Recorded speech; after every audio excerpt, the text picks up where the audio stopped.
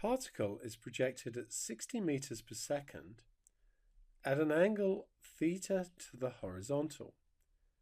It lands 236 meters from the point of projection. Taking g as 9.81 meters per second squared, we want to find the possible angles of projection and the time of flight for each possible angle of projection. So if we have a diagram,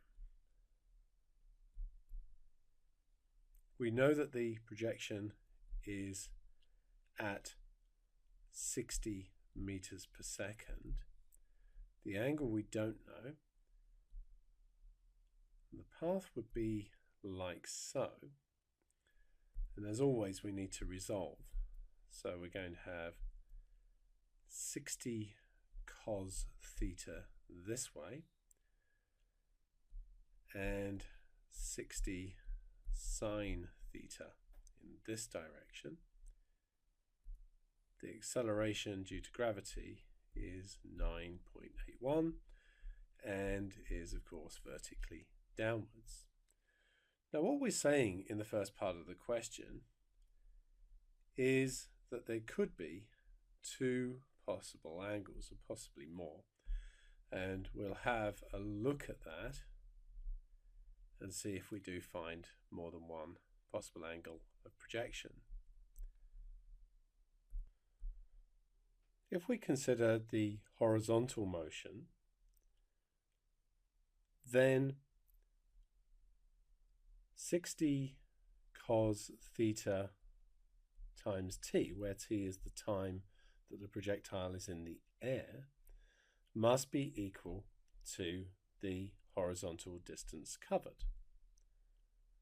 So that's going to be equal to 236. There's two unknowns here. We've got the theta and we've got the t. So let's call that equation 1.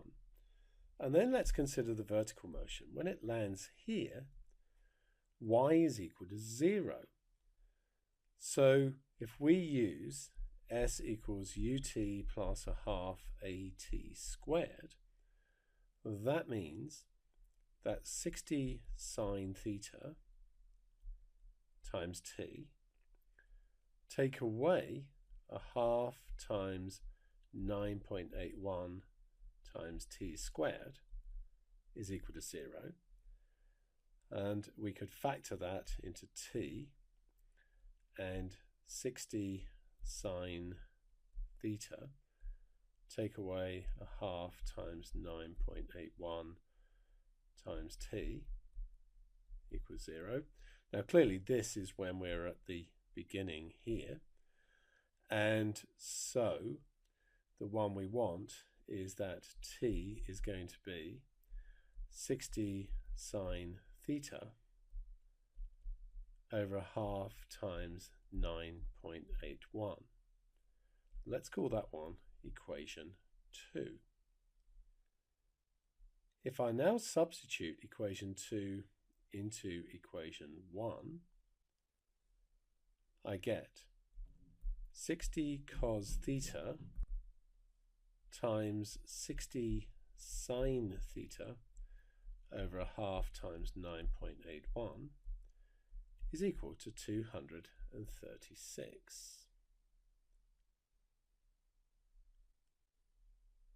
So 3,600 sine theta cos theta is 236 times a half times 9.81. Now I know that sine 2 theta is 2 sine theta cos theta. So this side becomes 1,800 sine 2 theta. And if I calculate the other side, we get 236 times 0.5 times 9.81 gives me 1157.58.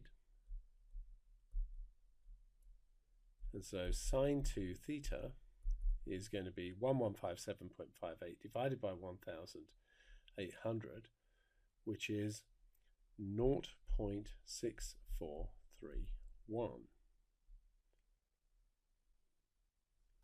Now the principal value then for 2 theta is the inverse sine of 0.6431. So inverse sine of 0.6431 is 40.02 degrees.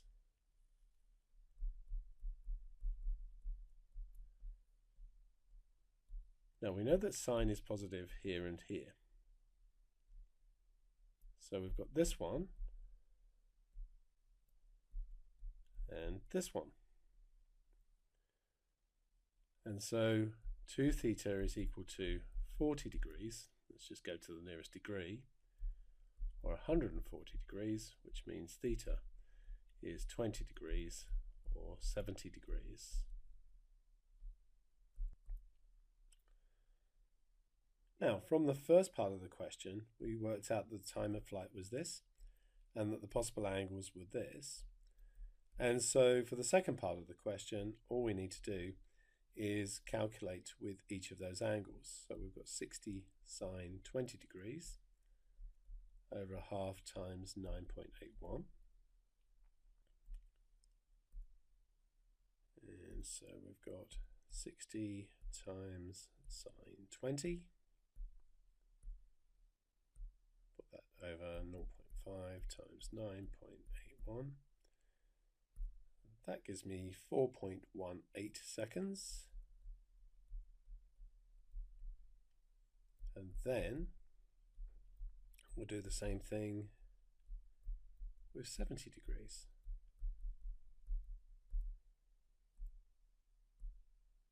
So all we need to do is go and edit the 20 into a 70, and we get 11.49.